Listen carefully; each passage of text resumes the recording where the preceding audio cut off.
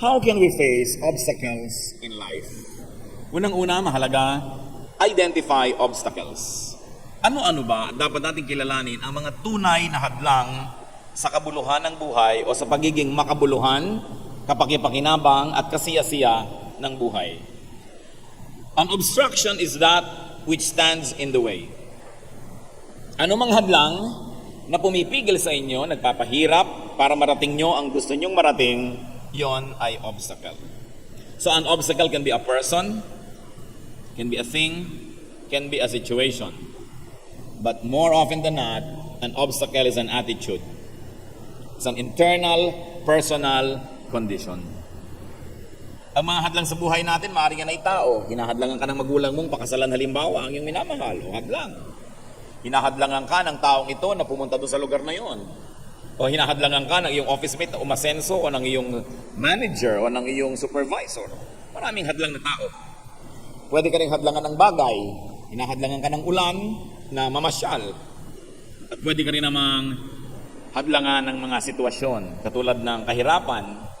Poverty may hinder you from traveling around the world. So maraming hindrances. Pero kadalasan, ang mga sagabal talaga ay pangloob. Ugali, asal, paniniwala ng isang tao. So ito isang napaka-personal na kondisyon. O kaya, ang hadlang naman ay yung absence or lack of these factors. Yung pagiging wala naman ng ulan, hadlang din yun. Ikaw ay magtatanim, magsasaka ka, ayaw umulan, hadlang naman yan para ka umasenso at makapagtanim. Maraming, pag binaligtad mo, hadlang din. Depende kung anong gusto mong marating sa buhay.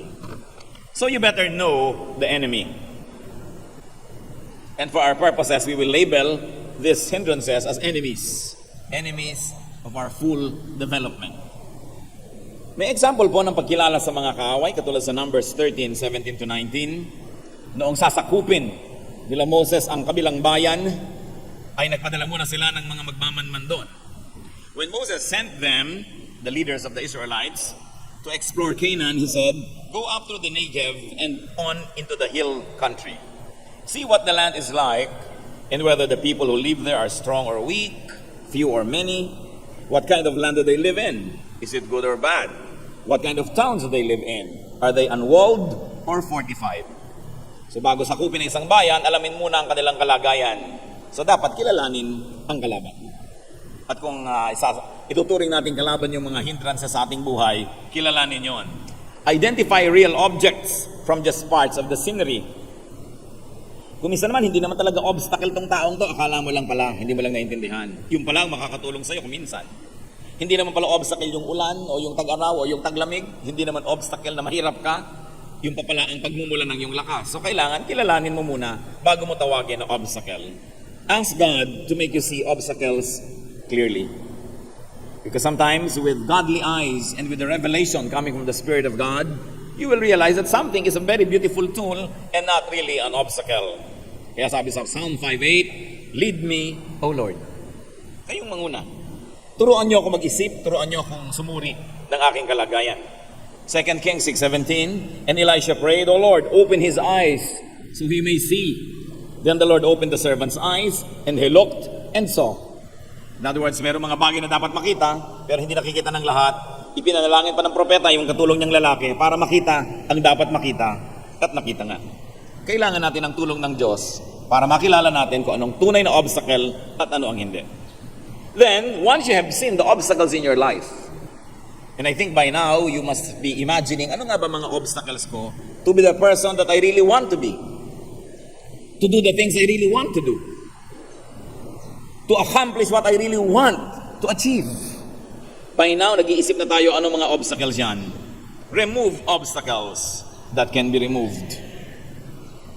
So you can remove persons who are obstacles to you. Yung kaninang example ko na ayaw ng nanay mo sa iyong boyfriend, hindi naman ibig sabihin itutulak mo ang nanay mo sa bangin. Because by convincing your mother, you remove her as an obstacle and you probably put her in as an ally. So you see, there are many ways to remove a person. And the most primitive is literally removing a person from the scenery. But you can make a person change his or her mind with wise and with a blessed presentation. Remove persons. Remove things. Remove situations. But very importantly, Change attitudes that hinder you. Because, brother, sister, you could be your biggest obstacle. Merong mga tao ang tagal-tagal nang gusto maging singer, ba't hindi kayo kumakanta? Nahihiya po ako, wala tayong magagawa kung puro kahiya ang gagawin mo sa buhay, kakamatayan mo na yan. Gusto ko maging gano'n, pero baka hindi ko po magawa. Mostly, tayo po ay nalilimitahan ng mga bakod na tayo din ang naglalagay. Gustong-gusto ng isang may edad na babae na maglagay ng mga buhok na tirik-tirik. Ba't di nyo gawin? 51 na ako. Ano ngayon? Di ilagay nyo yung tirik-tirik para kayong Statue of Liberty. Magdala na rin kayo ng sulo. Di ba?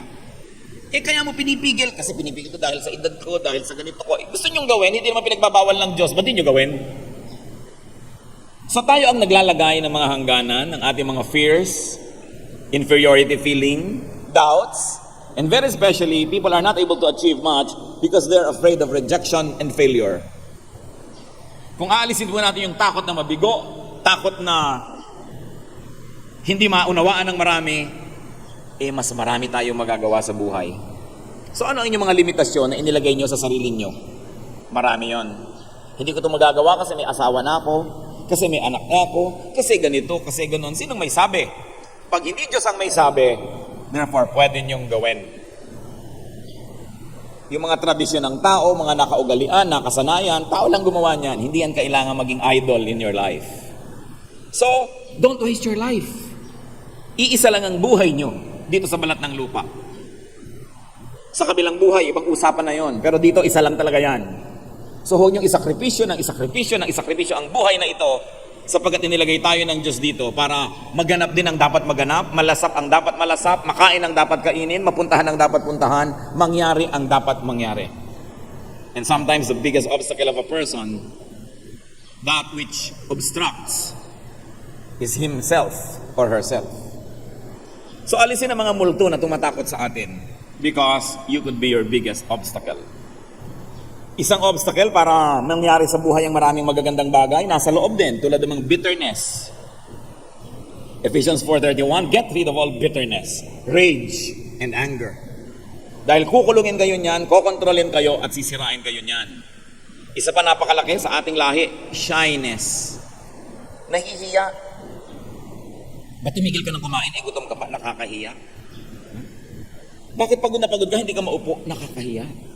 Ba't di ka nalang mamatay? Nakakahiyang mabuhay. Diba? Anong ibig sabihin? Pardon me for living. Hihingi ako ng tawad sa lahat ng tao dahil nabubuhay ako, dahil nandito ako sa planeta. You have a right to be here because you're a child of God.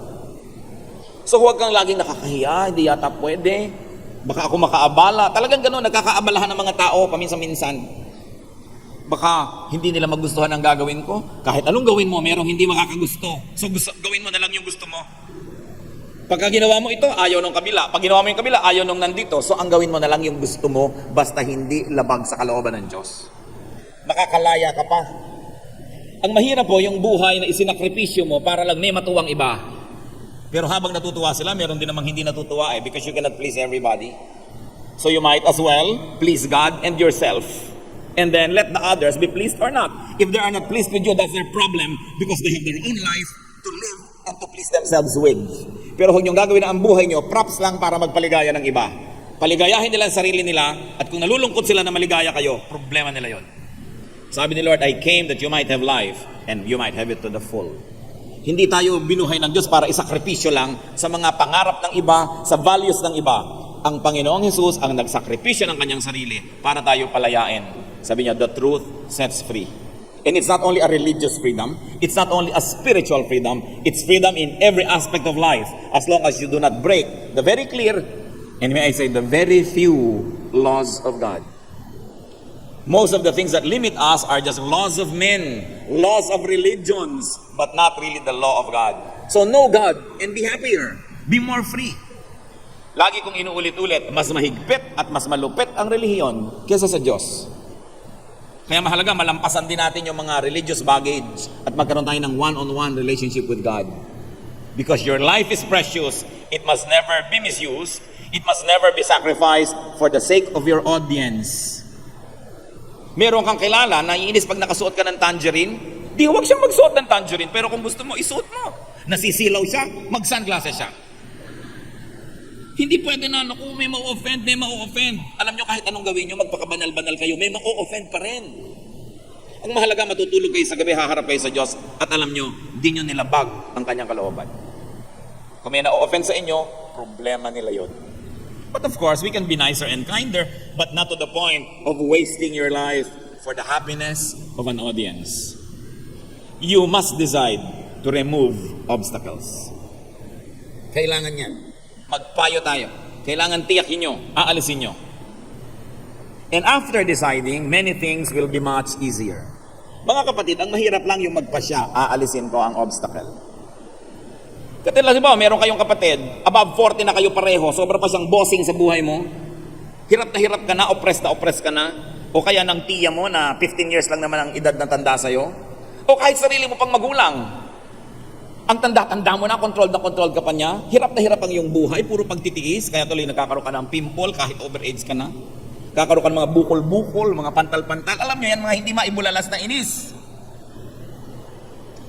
Pwede niyo sabihin sa kapatid niyo o tiyan niyo o nanay niyo, may edad na po ako, nasa tamang gulang na ako, gagawin ko ang gusto kong gawin, basta hindi lang sa batas ng Diyos at tao, at kung ayaw niyo yung ginagawa ko, huwag kayong tumingin. At sa lagay, mabubuhay kayo para lamang kontrolin ng iba. Kung kayo 15, 16, 10, 20, 25, pwede pa. Na tayo lagi nagde-defer dyan sa ating mga elders at kung sino-sino. Pero dumarating ang panahon na pare-pareho na lang kayo ng alam kahit mas matanda siya. So hindi kayo kailangan maging tau-tauhan at anino ng sino man because you must report directly to God. Masyadong maraming naaapi at kawawa ng mga tao, lalong-lalo sa mga very paternalistic o maternalistic societies. 50 years old na, 40, 60, hindi pa makabili ng bag kung hindi nagpapaalam sa nanay o sa ate o kung kanino. Uuwi ng medyo alas 9 na ng gabi, nasisita pa. Sabi niya, sa tanda ko na ito, wala nang mangre-rape sa akin. At kung meron, baka nga, kaya ako kalat ng kalat. Kasi masyado tayong mag-control ng tao. And you know, when you see the Lord Jesus at work, when you see the Lord Jesus, read the Gospels, ang laki-laki ng kanyang ministry of setting people free. Dami-dami niyang pinapalaya dahil kinokontrol ng lahat, ng lipunan, ng templo, ng economy, ng elite. Sabi niya, you must be free. Sa palagay niyo, bakit sinabi niya doon sa mayaman na lalaking gustong sumunod sa kanya? Ibenta mo muna lahat ng kabuhayan mo, ipamigay mo, at saka ka sumama. Alam niyo kung bakit? Kasi ayaw niya na magkaroon na naman ng boss. Dagdag na boss yung kanyang mga followers dahil may sumaling mayaman. Kasi sabi, humirap ka na lang katulad namin para tabla-tabla nang hindi ka aamo-amo dito. Kasi pinapalaya ng Panginoon ng mga tao sa sobrang daming amo sa buhay. Isa lang ang dapat nating talagang kilalanin ng Diyos. Igalang natin ang matatanda, igalang ang mga magulang, pero hindi dahilan para mawalan tayo ng sariling orbit at sariling buhay. At kung meron kayong ganong tiya, ganong kapatid, ganong kamag-anak, minsan lang sabihin nyo, pinapalaya ko na ang sarili ko sa pagdidikta mo, ate. Yung talagang nanginginig ang mga laman-laman dyan. Matatanda na tayo pareho, mabubuhay ako ng gusto ko. At kung ayaw mo, pasensya ka. Lalaya na kayo. Pero kung hindi nyo sasabihin yun, pues, maging sunod-sunuran kayo hanggang kayo maging bangkay.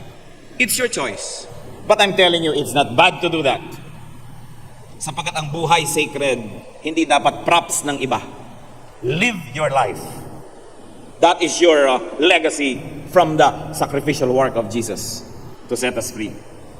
And ask God to help you remove your obstacles.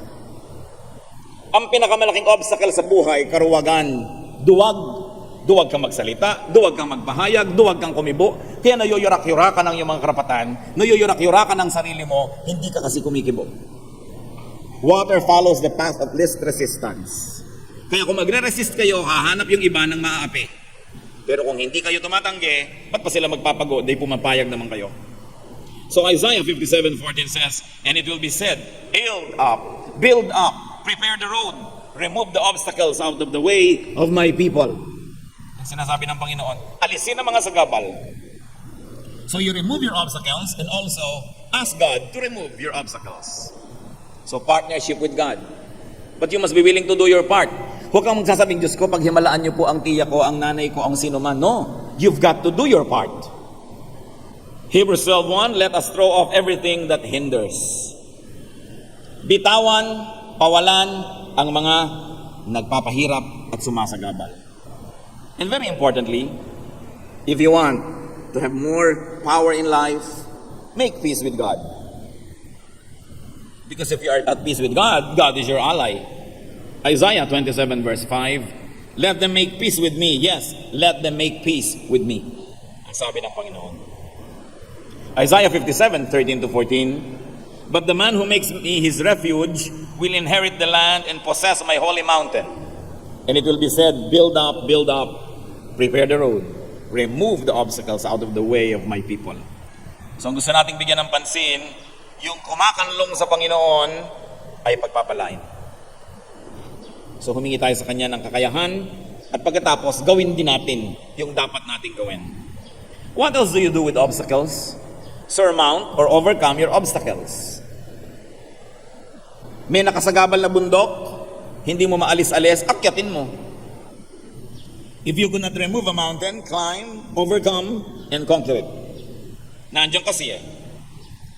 Ignorance or lack of skill or knowledge, conditions that can be changed and improved, must be faced. Napakahalaga. Yung iba, ano lang yung kanilang obstacle? Hindi sila makapagsalita ng tamang Ingles. Halimbawa, obstacle na nila yan 10 years ago, obstacle pa nila yan 5 years ago, obstacle nila yan today, at siguradong 5 years from now, obstacle pa nila. Kasi wala naman silang ginagawa para lutasin. So akyatin mo yung bundok na yon. Gusto mo pala makapagsalita ng tamang Ingles o tamang Cebuano o tamang Tagalog, pag-aralan mo yung grammar. Invest time, invest effort. After a while, naakyat mo na yung bundok na yan, tapos na. Marami tayong problema. Problema 20 years ago, 10 years ago, problema ngayon, and up to 20 years from now, problema pa rin. Kasi wala naman talaga tayong ginagawa para lutasin yon. So gawin ang dapat gawin. Fight your fight and win your war. 2 Timothy 4:7, I have fought the good fight. It was a spiritual battle that is referring to, but nevertheless, fight your fight. But prepare yourself. 1 Peter 1:13, therefore prepare your minds for action and be self-controlled. And I like to repeat, make and be at peace with God. Pagka kayo ay nasa panig ng Panginoon, sino naman ang makakayanig sa inyo? Romans 8:31, if God is for us, who can be against us? And Psalm 18 verse 2, the Lord is my rock, my fortress, and my deliverer. My God is my rock, in whom I take refuge. He is my shield, and the horn of my salvation, my stronghold. So pag sa Panginoon tayo umasa, nanalig at sumunod, maganda ang mga pangako niya. Maging ang Panginoong Jesus had to go out of the box. Maraming ginawang paglabas sa kahon ng Panginoon. Ang mga tao noon, magdadasalan, pupunta pa sa templo. Anong turo ng Panginoon? And when you pray, go into your room, shut the door, and pray in secret. That was very revolutionary. Kaya huwag kayo natatakot sa mga bagay na may dinadalang pagbabago. Maraming pagbabagong inintroduce ang Panginoon sa religious life ng kanyang panahon. Kaya maraming hindi natuwa sa kanya. Dahil may konti at mangilan-ngilan na makapangyarihang nakikinabang doon sa sistemang umiiral noong panahon niya. So bakit nila gugustuhin maiba yun? Siyempre, mga makapangyarihan at mga boss at mga nasusunod, ayaw niya ng pagbabago. Pero kung hindi kayo kikilos, wala ngang magbabago, pasensya na lang kayo sa buhay niyo. Kailangan ng tao, tapang-tapangan ang loob. At kailangan ng tao marunong magsalita. Mga kapatid, hindi ko alam ang isa-isa niyong kalagayan, pero itong isang natitiyak ko, ang dami niyong problema, lalo problema sa inyong kamag-anak, sa inyong asawa siguro, problema sa mga kasama niyo sa trabaho, sa inyong malalapit na mga tao sa buhay niyo, problema kasi hindi kayo nagsasalita. Sinasarili niyo ang mga sama niyo ng loob, hindi niyo ipinapahayag ang inyong mga damdamin at ang inyong mga pagtutol. I'm telling you, the worst that can happen if you spoke up your mind is for you to be rejected. And what is rejection added to your already sorrowful life? But you can speak up. Gaano karaming mag-asawa ang hindi na talaga lubos na nasisiyahan sa kanilang pagsasamang personal? Ang dami, pero walang nagsasalita. Sinasarili na lang, dinidibdib na lang, at dinadaan sa buntong hininga, at pababagsak-bagsak na mga plato sa lababo. Ba't di nyo sabihin? Kumibo kayo. Kaya tayo binigyan ng bibig para kumibo. Kaya para magsalita. Basta't ang pagsasalita natin ay magalang, isinasaalang-alang yung timing, no? Pero kailangan kayo magsalita dahil walang magsasalita para sa inyo. Ang marapat sigurong masuri at ma-appreciate ng maraming tao ay hindi tayo nilikha ng Diyos para ipaapi sa iba. At hindi rin tayo nilikha para mang-api. So kailangan marunong ka rin na gumalang sa iba, pero kailangan hingin mo rin na igalang kanila. Magsalita kayo. Ang dami-daming frustration ng mga Pilipino sa kanilang mga kamag-anak, hindi masabi. Magsalita kayo, magpakatapang kayo. Ba't yung iba kailangan pa maglasing para magsalita? You know ba? Why? Because we were not trained to speak our minds out. Ang bata-bata mo pa, huwag kang sasagot. Huwag kang kikibo. Hindi magandang training yan. Hayaan nyo magsalita, basta magalang. At kung sila ay under your care because you are the parent, mga anak na nagsalita, hindi sila sangayon sa inyong policy, na ipahayag nila, na ipaliwanag, hindi pa rin kayo convinced, well, the authority rests with the parents. So you say, well, I have heard your point, but still, itong gagawin natin. Pagtanda mo, ma-appreciate mo itong pinapagawa ko sa'yo. Pero pakinggan, hindi masama na magsabi ng nararamdaman. Ang nagpapasama ay yung paraan ng pagsasabi.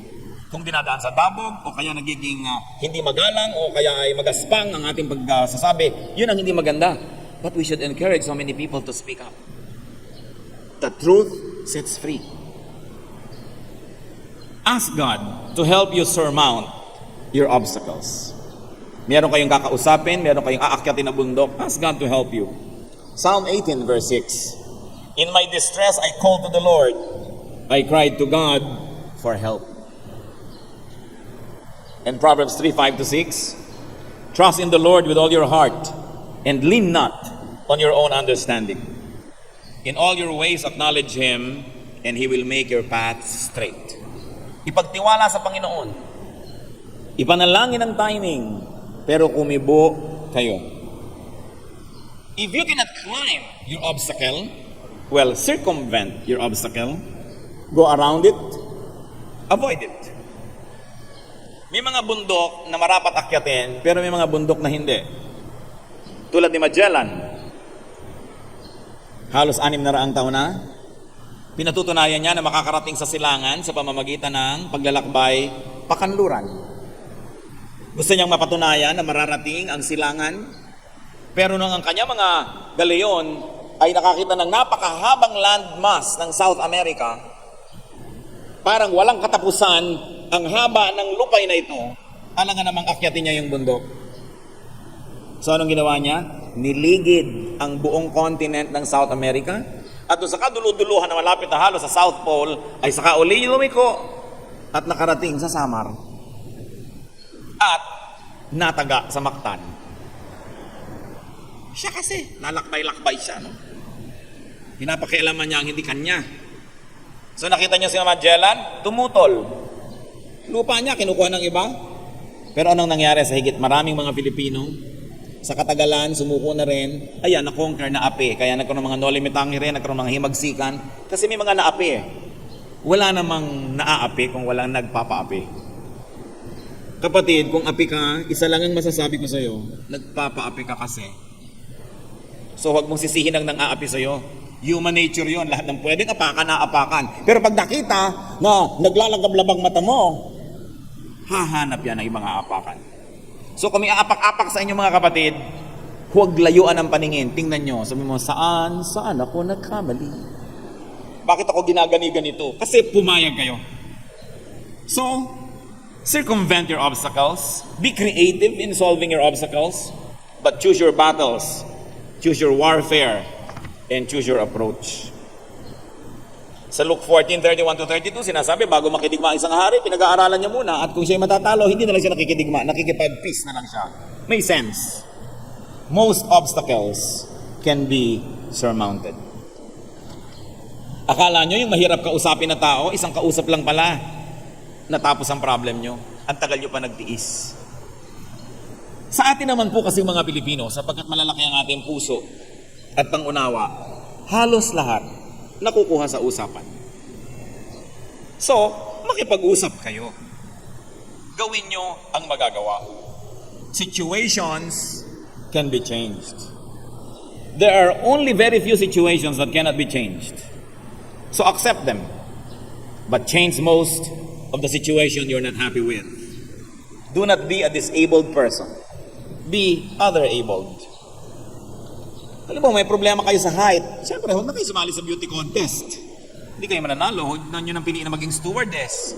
Pwede kayong humanap ng ibang trabaho, ng ibang career, na magiging asset ninyo yung what many think as a liability. Tingnan niyo po si David. Teenager, nagpa siyang labanan si Goliath, fully armored, ang laki-laking tao, dahil walang lumalaban sa kanilang mga hukbo, na insulto na lang gusto si David para sa Diyos ng Israel, at lalabanan niya. Sapagkat ang laki-laki nung si Goliath at nakabihis pa ng mga bakal na armor, ang bibigat ng mga sibat, mayroon pang mga shields, ginawa ng hari ng Israel, ibinigay kay David ang kanyang shield, ang kanyang sword, ang kanyang lahat. At nung isukat ni David, sabi niya, nako, bibigat lang ako. At ano po ang ginawa niya? Binitawan niya yung mga high-tech weapons of his time. And he went to the river and found a few smooth stones.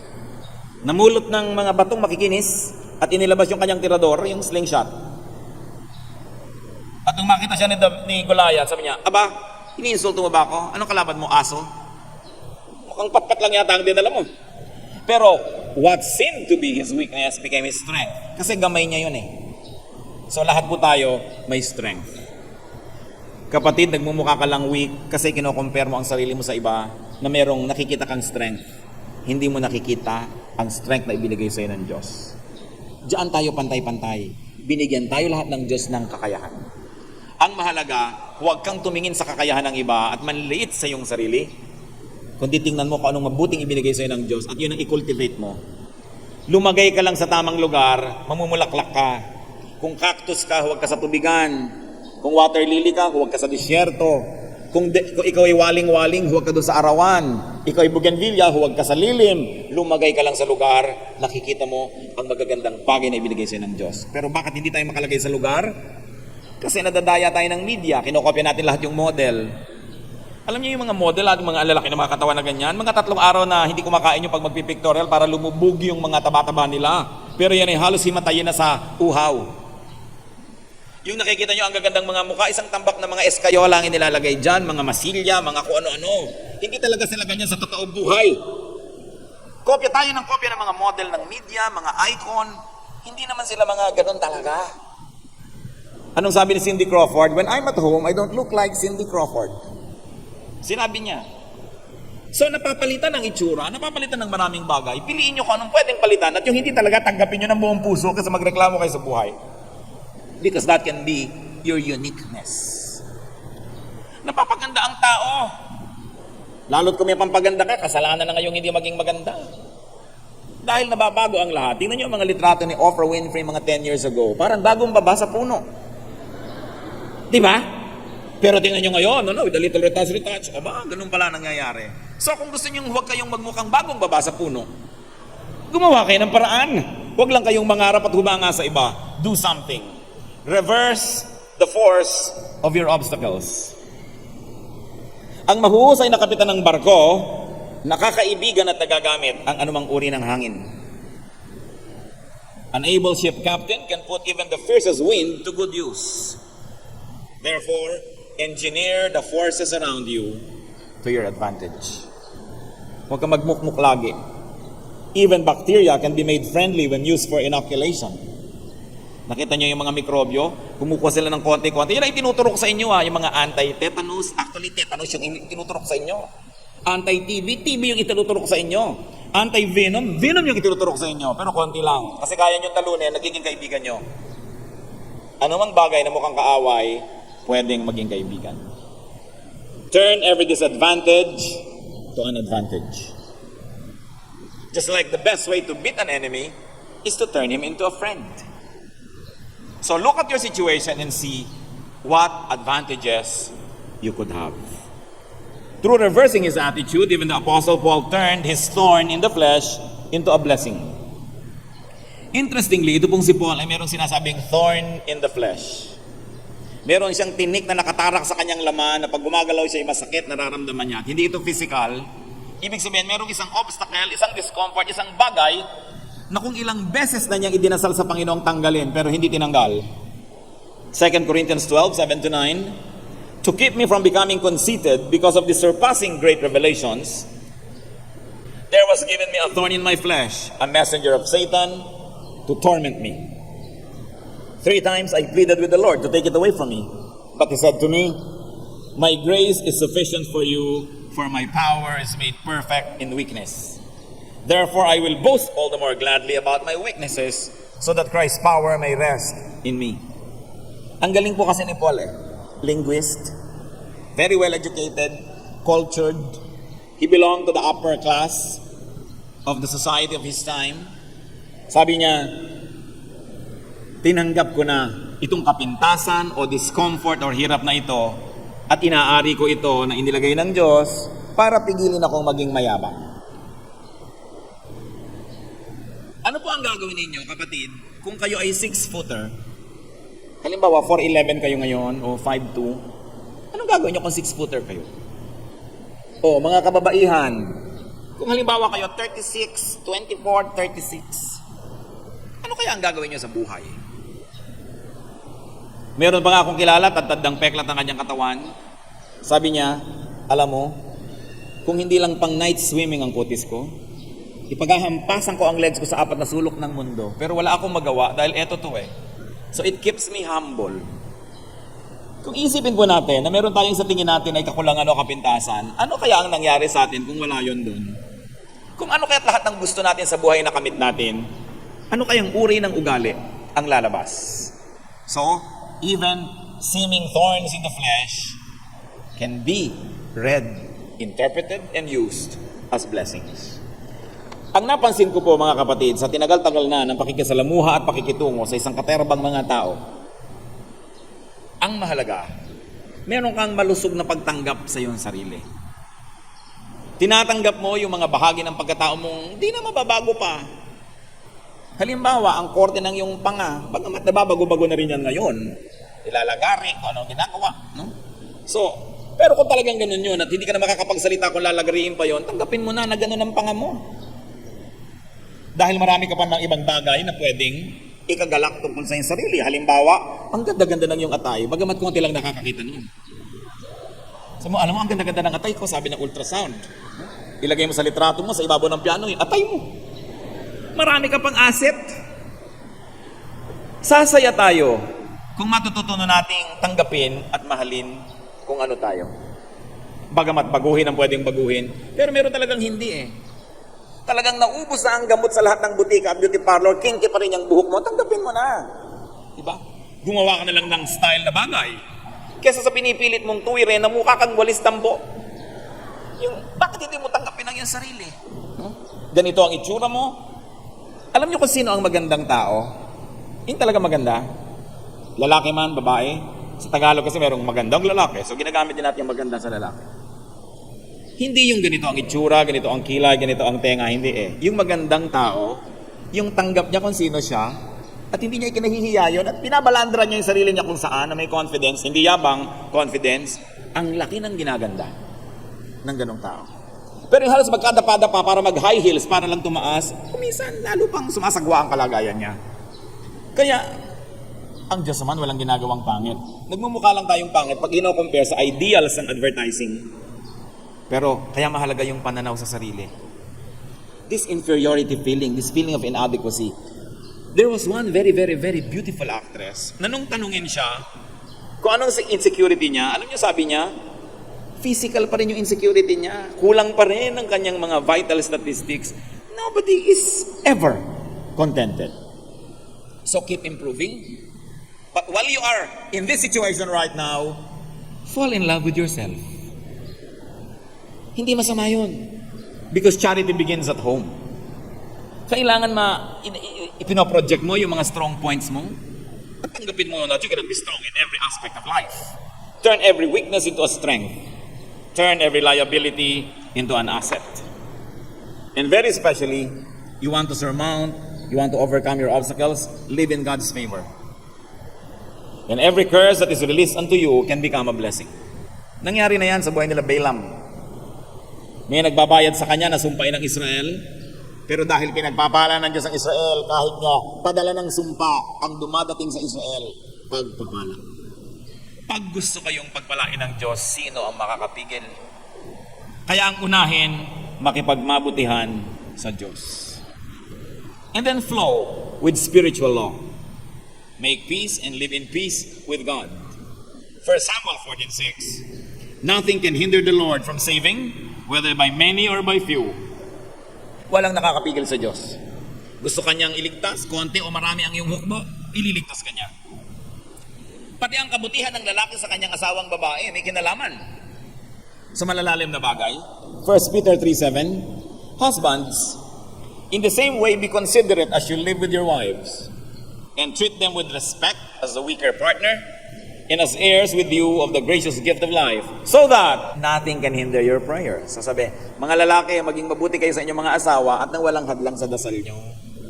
Kita nyo na, baka kami sa nahadlang-hadlangan ng mga dasal, hindi pala ganun kabuti sa asawa. May kinalaman. Kasi kung mabuti ka sa iyong asawa, natutuwa sa iyo ang Diyos, sino ngayon ang haharang sa iyong mga dasal? So lumagay sa lugar, mahalin ang dapat mahalin.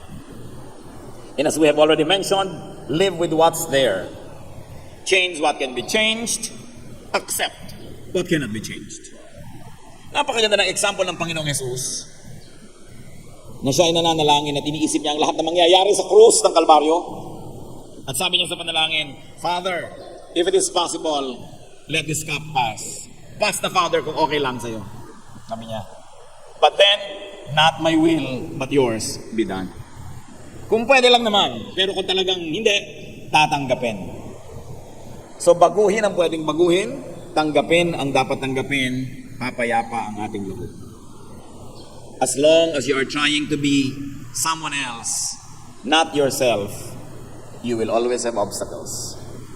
And you cannot find fulfillment and contentment. May isa pa. Gusto nating huwag nagkakaroon ng maraming hadlang sa ating buhay.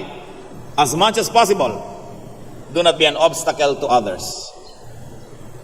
At sinabi ko lang, as much as possible, because there are times when you cannot help it, you are an obstacle to another one, you cannot help it. Halimbawa, may contest, pareho kayong lumasali, alam nga naman magpatalo ka para manalo siya, so you cannot help it. Obstacle ka talaga, then let the better person just win. But as much as possible, do not be an obstacle to others. Romans 14:13. Make up your mind not to put any stumbling block or obstacle in your brother's way. And you know why this is part of our study? In removing obstacles in our lives, because Galatians 6:7 says, a man reaps what he sows. Inaani ang itinatanim. Pag laging binibigyan mo ng sagabal ang iyong kapwa, tiyak marami ring magiging sagabal sa iyong buhay. At baligtarin natin, kung marami pong sagabal sa inyong buhay ngayon, mag-aral-aral, mag-isip-isip, baka marami tayong inilalagay na sagabal sa buhay ng iba. Dahil inaani ang itinatanim. What goes around, comes around. A hindrance remains a hindrance only as much as you allow it. Dahil tulad ng bundok, pwedeng akyatin at kung hindi maakyat, pwedeng iwasan at umikot ka na lang. May magagawa at magagawa. Ang mga hadlang ay nandyan dahil hinahayaan mo. Romans 16:17, I urge you brothers to watch out for those who cause divisions and put obstacles in your way that are contrary to the teaching you have learned. Keep away from them. So, yun daw mahilig maglagay ng mga obstacle, layuan. Alam nyo may mga taong ganon. Huwag kayo masyado makipaglapitan sa kanila. Yung mahilig na mangharang, mahilig na makipag-compete, mahilig na bumigo sa kapwa, stay away from them. In Acts 28:31, boldly and without hindrance, he preached the kingdom of God and taught about the Lord Jesus Christ. Now, why are we including this in our study? Because it is your decision not to have a hindrance. Hindi madaling ituro noon ang kingdom of God at ang Panginoong Jesus kontra sa prevailing religious winds. Pero sabi, boldly and without hindrance. Totoo ba yun? Without hindrance? Ang daming hindrances. Pero hindi tinanggap ng preacher yung hindrances. Nilampasan niya, kaya wala siyang hindrance. Ang mga hindrance nyo ngayon, mga kapatid, hindrance lang dahil pinapayagan nyo. Pwedeng lampasan. Aming Diyos, nagpapasalamat kami sapagkat kayo yung Diyos na maibigin sa amin at gusto nyo kaming lumaya. Ipakita nyo sa amin, Panginoon, ang kalagayan namin. Kung meron kami mga kulungan, mga bakod, mga tali, na hindi naman dapat na nandun, kaya lang pinapayagan namin. Ituro mo sa amin ang makadiyos, tamang paraan upang kalagan ang aming mga sarili, at ganon din, payagan ng iba na hinahadlangan namin, ikinukulong at itinatali namin na makalagan din sila. Kung paano po namin gusto, Panginoon, na maging malaya habang sumusunod sa iyong mga batas lamang. Nawagan din na ibigay namin pribilehiyo sa kapwa namin, palayain din namin sila. Lalong-lalo yung mga nasa ilalim ng aming impluensya o kaya kapangyarihan. Teach us to value freedom because it comes from you.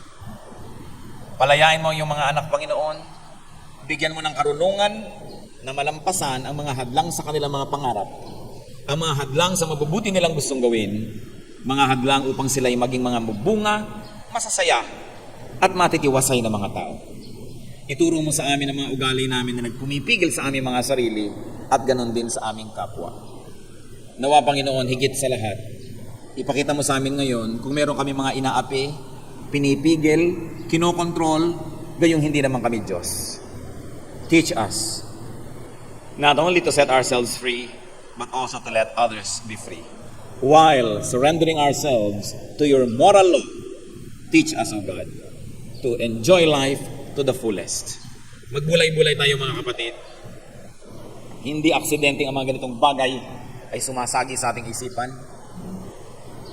Ang kalooban ng Panginoon, ang bawat isa, marating ang pinakamalayong pwedeng marating. Magawa ang pinakamaraming pwedeng gawin.